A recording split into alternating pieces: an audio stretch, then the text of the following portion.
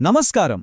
ఈరోజు మనం విజయనగర సామ్రాజ్య చరిత్రలోనే అత్యంత కీలకమైన, వైభవోపేతమైన ఒక అధ్యాయాన్ని తెరవబోతున్నాం. ఆ అధ్యాయానికి హీరో ఎవరో కాదు, సాక్షాత్తు శ్రీకృష్ణదేవరాయలు.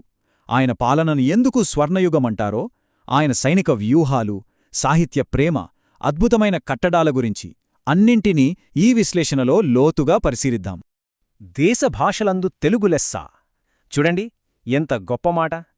ఈ ఒక్క వాక్యంతో శ్రీకృష్ణదేవరాయలు తెలుగు భాష మీద తనకున్న ప్రేమను, గౌరవాన్ని ప్రపంచానికి చాటి చెప్పారు. ఇది కేవలం ఒక మాట కాదు, ఒక సామ్రాజ్యం కేవలం కత్తితోనే కాదు, కలంతో, సంస్కృతితో కూడా నిర్మించబడుతుందని ఆయన నమ్మిన సిద్ధాంతానికి నిదర్శనం. ఆయన పాలనకు ఇదే పునాది. సరే, ఈరోజు మన ప్రయాణం ఎలా ఉండబోతుందో ఒకసారి చూద్దాం. ముందుగా అసలు ఆయన్ని స్వర్ణయుగ చక్రవర్తి అని ఎందుకు పిలుస్తారో తెలుసుకుందాం. ఆ తరువాత ఆయన సాధించిన సైనిక విజయాలు, పొందిన బిరుదుల గురించి మాట్లాడుకుందాం. అక్కడనుంచి సాహిత్యం, నిర్మాణాలు, దౌత్యనీతి వైపు వెళ్ళి చివర్లో ఇప్పటిదాకా మనం చెప్పుకున్న పాయింట్స్ అన్నీ ఒక్కసారి రివైజ్ చేసుకుందాం. ఇక మనం మొదటి విభాగానికొచ్చేద్దాం.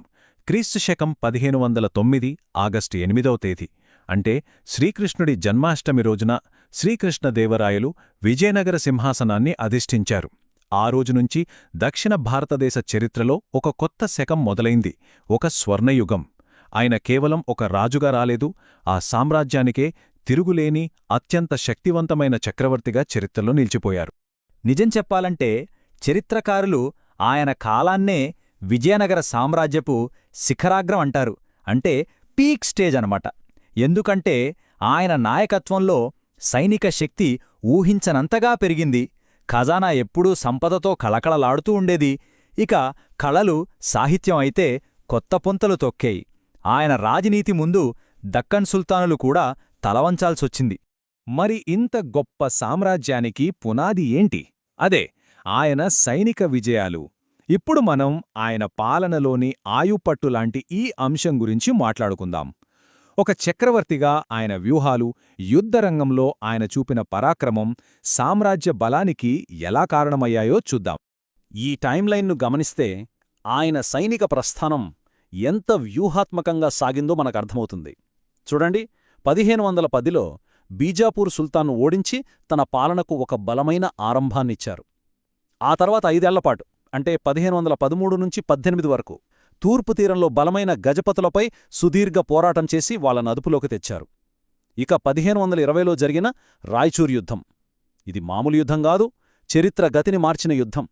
ఈ ఒక్క విజయంతో దక్కన్ పీఠభూమిపై విజయనగర ఆధిపత్యం ఖాయమైపోయింది. చివరగా బహమనీ సుల్తాన్ను కాపాడ్డానికి బీదర్ దాకా వెళ్లడం, ఇది ఆయన రాజనీతికి, ఆయనకున్న శక్తికి ఒక పెద్ద నిదర్శనం. ప్రతి అడుగు ఒక పక్కా ప్లాన్తో వేసింది. ఆ యుద్ధాల ఫలితాలు సామ్రాజ్యానికి ఎంత మేలు చేశాయో ఇప్పుడు చూద్దాం. గజపతులతో యుద్ధం చేసి గెలవటమే కాదు, వాళ్లతో ఒక శాశ్వత సంబంధాన్ని కోరుకున్నారు.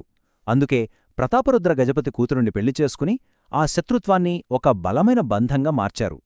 ఇక రాయచూర్ యుద్ధం ద్వారా కృష్ణా తుంగభద్ర నదుల మధ్య ఉన్న అత్యంత సారవంతమైన, ఆర్థికంగా కీలకమైన ప్రాంతాన్ని పూర్తిగా సొంతం చేసుకున్నారు.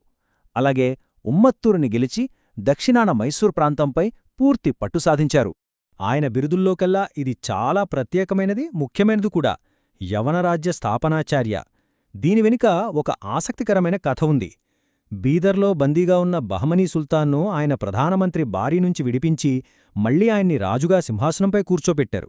చూడండి, శత్రువుకు కూడా సహాయం చేసి నిలబెట్టగల సత్తా, రాజనీతి ఆయనది. అందుకే ఈ బిరుదు ఆయన కీర్తి కిరీటంలో ఒక వజ్రంలా నిలిచిపోయింది. ఆయన బిరుదుల జాబితా చూస్తేనే మనకర్థమవుతుంది ఆయన ఎంతటి బహుముఖ ప్రజ్ఞాశాలి అని. యవనరాజ్య స్థాపనాచార్య, ఆయన రాజనీతిని చూపిస్తే ఆంధ్రభోజ, సాహిత్య సమరాంగ సార్వభౌమ లాంటివి ఆయనకు కళల మీద, సాహిత్యం మీద ఉన్న అపారమైన ప్రేమను తెలియజేస్తాయి. అదే టైంలో గజపతి, గజకూట పాకవేన లాంటి బిరుదులు యుద్ధరంగంలో ఆయన సింహంలాంటివాడు అని చాటి చెబుతున్నాయి. ఇవి కేవలం పేర్లు కాదండి, ఆయన విజయాలకు, వ్యక్తిత్వానికి అద్దం పెట్టే బిరుదులు. సరే, ఇప్పటిదాకా యుద్ధాలు, విజయాల గురించి మాట్లాడుకున్నాం. ఇప్పుడు కత్తిని పక్కన పెట్టి కలం పట్టిన రాయలవారి గురించి తెలుసుకుందాం. శ్రీకృష్ణదేవరాయల కాలాన్ని తెలుగు సాహిత్యానికి స్వర్ణయుగం అని ఎందుకంటారో ఇప్పుడు చూద్దాం. ఆయన కేవలం పాలకుడే కాదు, గొప్ప కవి, అంతుకు మించిన కవి పోషకుడు. రాయలు కేవలం కవులను పోషించి ఊరుకోలేదు, ఆయన స్వయంగా ఒక గొప్ప కవి. తెలుగులో ఆయన రాసిన ఆముక్తమాల్యద ఒక అద్భుతమైన కావ్యం. ఇందులో కేవలం గోదాదేవి కథ మాత్రమే కాదు, ఒక రాజు తన రాజ్యాన్ని ఎలా పాలించాలనే రాజనీతి సూత్రాలు కూడా ఉన్నాయి. అంతేకాదు, సంస్కృతంలో జాంబవతీ పరిణయం, ఉషాపరిణయం లాంటి నాటకాలు కూడా రాసి తాను బహుభాషా పండితుడని నిరూపించుకున్నారు. ఆయన ఆస్థానానికి ఒక ప్రత్యేకమైన పేరుంది, భువన విజయం. అది ఒక సాహిత్య సభ. ఇక్కడే అష్టదిగ్గజాలు అనే 8 మంది దిగ్గజ కవులు ఉండేవారని అంటారు. ఈ టేబుల్ చూడండి. అందరిలోనూ మొదటివాడు అల్లసాని పెద్దన. ఆయన్ని ఆంధ్ర కవితాపితామహుడు అంటారు. అంటే తెలుగు కవిత్వానికి తాతగారన్నమాట. ఆయన రాసిన మనుచరిత్ర ఒక మాస్టర్ పీస్. ఇక మనందరికీ తెలిసిన తెనాలి రామకృష్ణుడు, ఆయన వికట కవి. ఆయన రాసిన పాండురంగ మహాత్మ్యం కూడా చాలా గొప్ప కావ్యం. ఇలా ప్రతి ఒక్క కవి తమ రచనలతో తెలుగు సాహిత్యాన్ని సుసంపన్నం చేశారు. అయితే ఇక్కడే ఒక చిన్న చారిత్రక సందేహం ఉంది.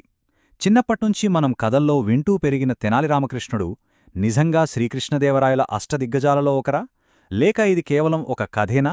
చరిత్రకారులు ఏమంటున్నారు?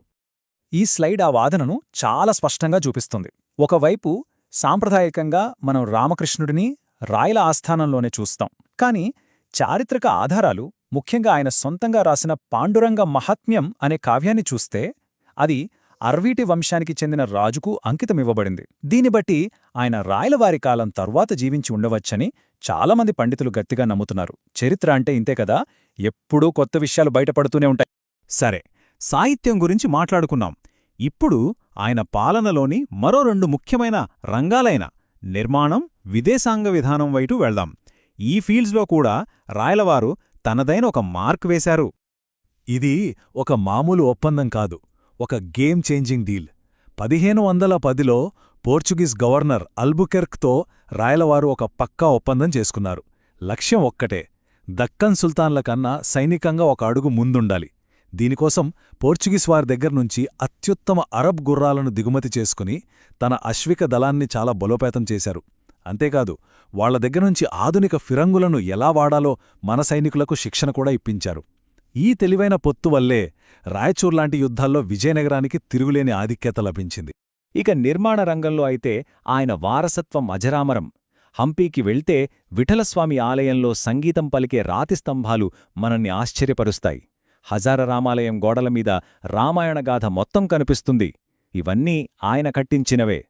తన తల్లి నాగాంబ మీద ఉన్న ప్రేమతో నాగలాపురం అనే ఒక కొత్త నగరాన్నే నిర్మించారు. సింహాచలం, మంగళగిరి లాంటి ఎన్నో పుణ్యక్షేత్రాలకు ఆయనిచ్చిన దానధర్మాలు ఆయన భక్తికి, దాతృత్వానికి నిలువుటద్దంలా సరే, ఇప్పటిదాకా శ్రీకృష్ణదేవరాయల పాలనలోని ఎన్నో ముఖ్యమైన విషయాల గురించి మనం చాలా వివరంగా మాట్లాడుకున్నాం గదా. ఇప్పుడు వాటన్నింటినీ ఒక్కసారి క్విక్గా రివైజ్ చేసుకుందాం. ముఖ్యంగా పోటీ పరీక్షలకు ప్రిపేర్ అయ్యేవాళ్లకు ఈ సెక్షన్ చాలా ఉపయోగపడుతుంది. ఈ ఒక్క స్లైడ్ మనం ఇప్పటిదాకా చర్చించుకున్న దానికి సారాంశం లాంటిది. ఒక్కసారి చూద్దాం. ఆయన పాలనాకాలం 1509 నుంచి 1530. అత్యంత కీలకమైన యుద్ధం 1520లో జరిగిన రాయచూర్ యుద్ధం. ముఖ్యమైన బిరుదు యవన రాజ్యస్థాపనాచార్య. ఆయన రాసిన తెలుగు కావ్యం ఆముక్తమాల్యద. ఆయన ఆస్థానంలో ముఖ్య కవి అల్లసాని పెద్దన. సైనిక సహాయం అందించిన పోర్చుగీస్ మిత్రుడు అల్బుకర్క్. ఆయన కాలాన్ని సందర్శించి రాసుకున్న విదేశీ యాత్రికులు డొమింగో పేస్, బార్బోసా. ఇక ఆయన నిర్మించిన అద్భుత కట్టడం హంపీలోని విఠలస్వామి ఆలయం. ఈ పాయింట్స్ అని ఖచ్చితంగా గుర్తుపెట్టుకోవాలి. ముగించే ముందు ఒక ఆలోచించాల్సిన ప్రశ్న. శ్రీకృష్ణదేవరాయల పాలన ఒక స్వర్ణయుగం అనడంలో ఎలాంటి సందేహం లేదు. కాని ఆయన కాలంలో సాధించిన ఆ అపారమైన కీర్తి, సైనిక విజయాలు, ఆ తర్వాతి కాలంలో సామ్రాజ్యం ఎదుర్కొన్న సవాళ్లకు ఏమైనా దారితీశాయా? ఒక శిఖరం వెనుక లోయ కూడా ఉంటుందా? ఆయన వారసత్వం యొక్క దీర్ఘకాలిక ప్రభావాన్ని ఆలోచించడం మనకు చరిత్రపై ఒక కొత్త దృష్టికోణాన్ని అందిస్తుంది.